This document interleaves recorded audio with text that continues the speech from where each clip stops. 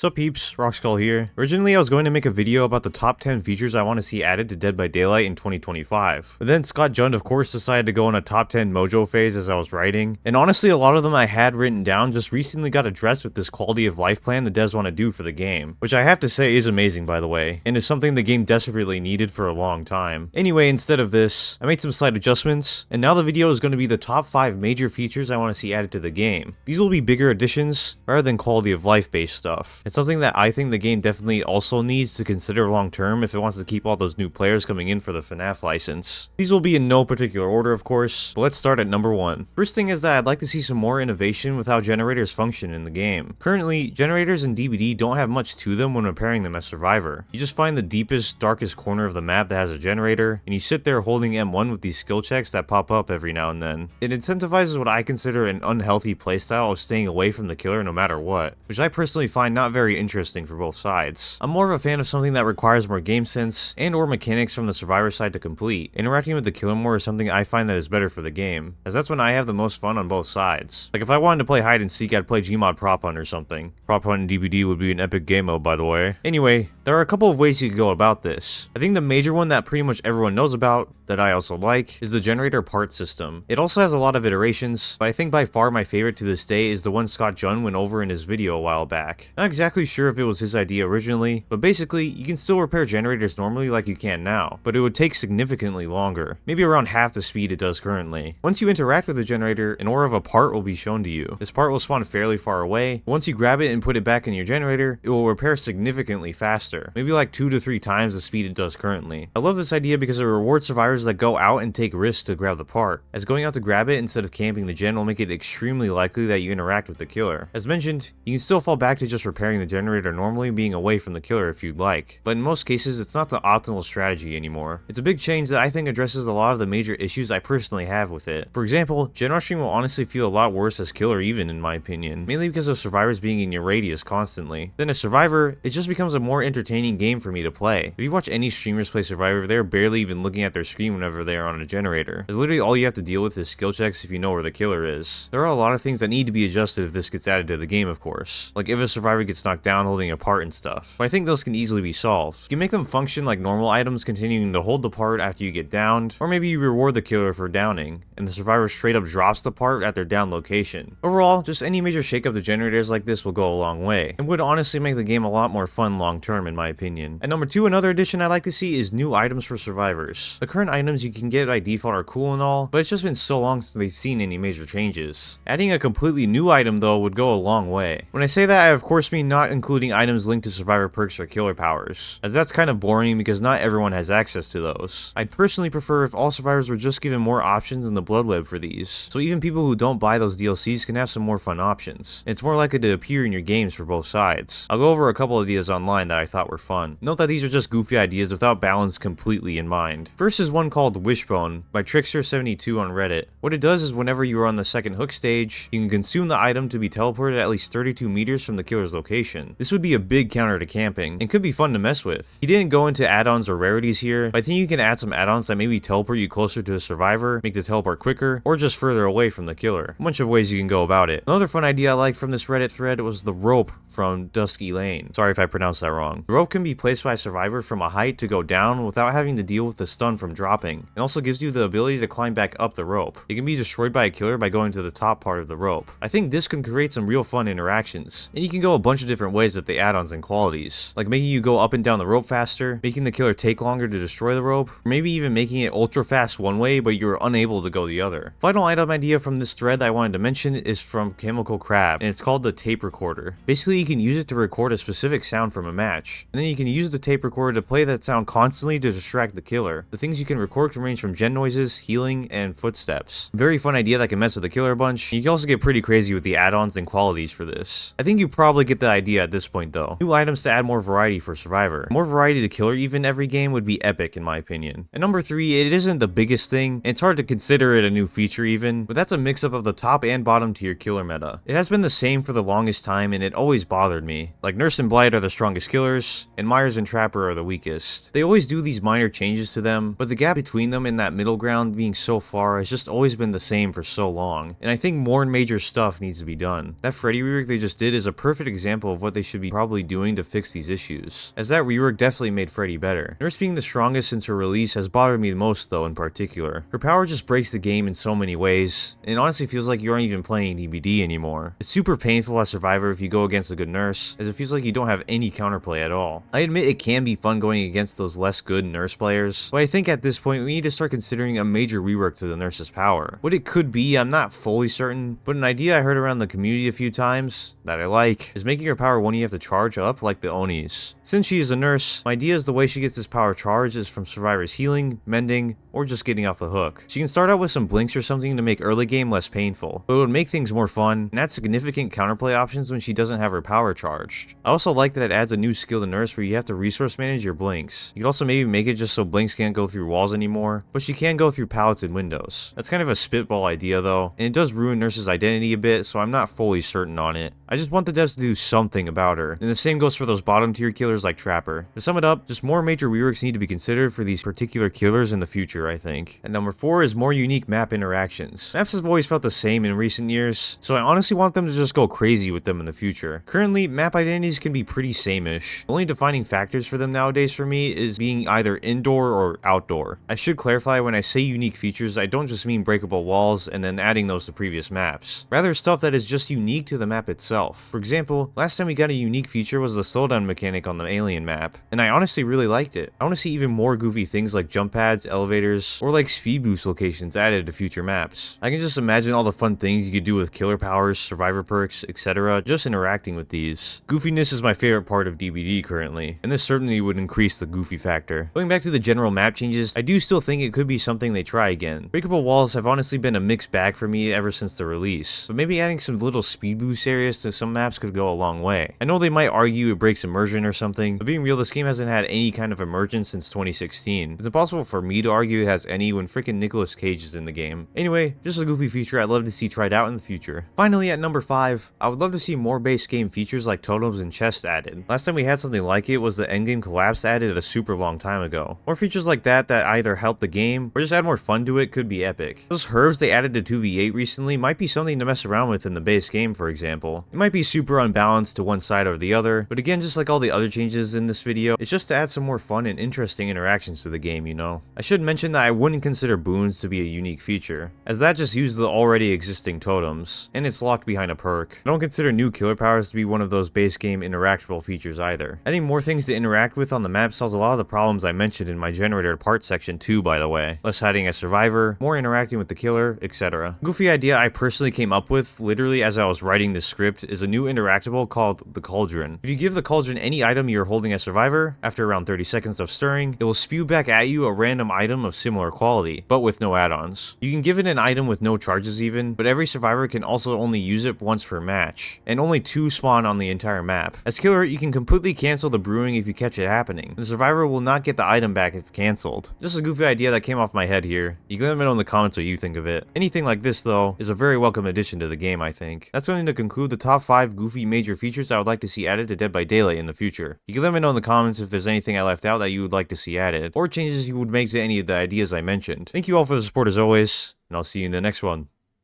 Peace. Rock skull. All he wants to do is stream all night. Lobby full, rock skull. Never gonna play with me, but it's alright.